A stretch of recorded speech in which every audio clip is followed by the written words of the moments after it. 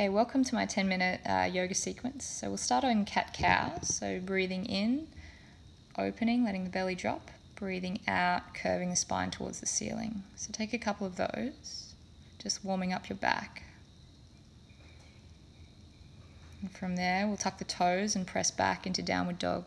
Just keep your knees bent for this first one. Let your heart press back towards the thighs. Keep the shoulders wide. Keep breathing, so you're just gently pressing one heel down to the ground at a time. And from there, just jumping forward to the front of your mat.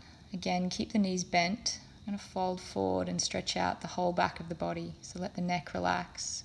Take opposite hand to elbow and just hang. Give yourself a sway from side to side. So you can point the sit bones and the tailbone up towards the ceiling. Let the crown of the head be heavy. From there, we'll move into malasana, so a squat. So it's good for the ankles, nice for the hips. So take the palms together, press the elbows outward and push the knees apart. The spine should be straight. You can take a look forward. Keep breathing.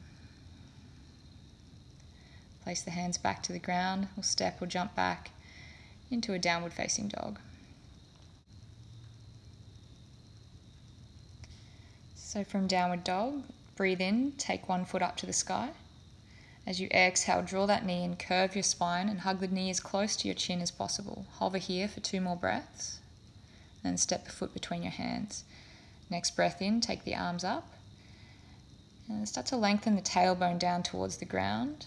You can add on eagle arms to stretch out the shoulders. Take one arm underneath the other. If you like, you can add in a back bend. Breathe in and lift the chest and the gaze up towards the ceiling. Take the hands back to the ground, step back to high plank. Exhale to low plank or chaturanga. Breathe in, you've got options here. You can come to upward dog, cobra, or really a low baby cobra, whatever suits your lower back. From there, tucking the tailbones, pressing back to downward dog. Other side, breathing in, lifting the other foot. Exhale, draw that knee close, round your spine. Step the foot through, breathe in, take the arms up to the ceiling. Tuck the tailbone, other hand comes underneath and wraps around. If you can't wrap your hands under, you can take one arm over the other. Breathe in, maybe add on a back bend, this is optional. And take the hands back down to the ground, breathe in to high plank. You can drop your knees, exhale to low. Breathe in, peel the shoulders. Exhale, tuck the toes, downward dog. So just keeping the shoulders away from the ears. You can keep your knees bent for all of your downward dogs. You don't have to straighten them. So now take the other foot to the front of your mat. Drop the sole of the opposite foot down. Breathe in to warrior 2.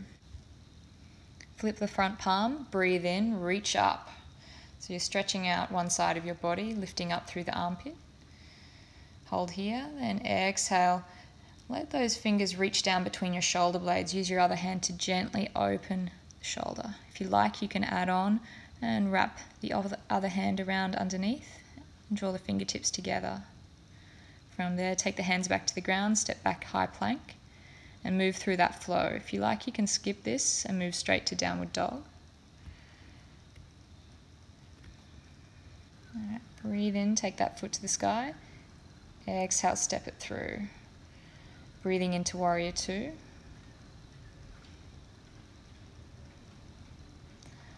As you breathe in, take the front hand up to the ceiling. Stretch out one side of your body. And from there, bending that front elbow, reaching the fingertips between your shoulder blades, adding on a shoulder stretch. If you like, you can wrap the other hand around underneath and bring the fingertips towards one another. Take the hands back out and reach them back to the ground, stepping back to high plank. So you can skip these transitions and meet straight back in downward dog, but they are good for strengthening your shoulders, which is great for surfing. Okay, from here we're adding on a hamstring stretch. So start with the other foot again, step it between your hands, and this time we're taking a shorter stance. So we're coming into pyramid pose. So both soles of the feet are flat onto the ground. Make sure your feet aren't one in front of the other, so they're at hip width distance. And from there, reach the arms up. As you exhale, bend and fold at the hips. Keep your spine quite straight. So you'll come down until you're getting the right amount of stretch for the hamstrings on that front leg. And from here, just hold and breathe. So what tends to happen is one hip, the front leg, the front hip will want to move out in front. So keep drawing that back and pressing the back hip forward.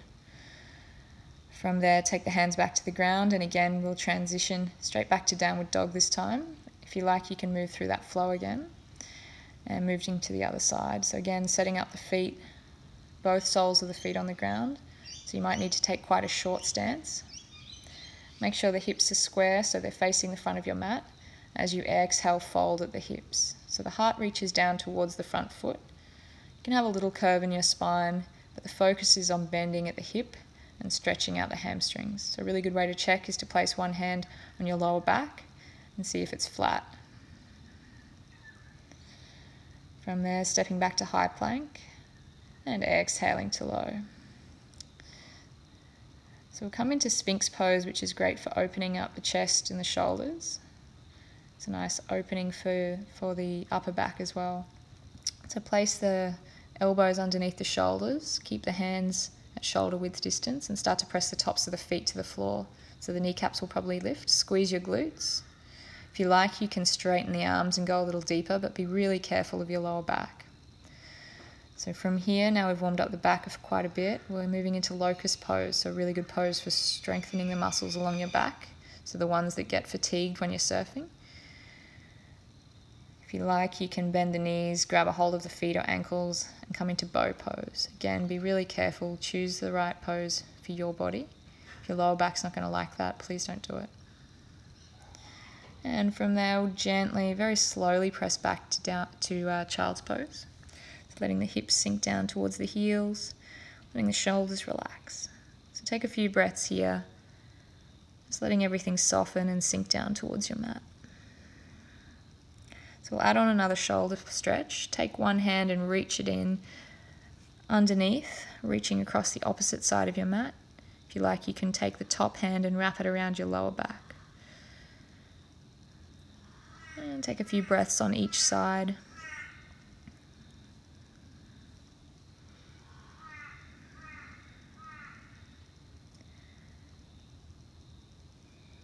From here, we've got one more stretch, so puppy pose, which is a really nice one for stretching out the lats and around the armpits.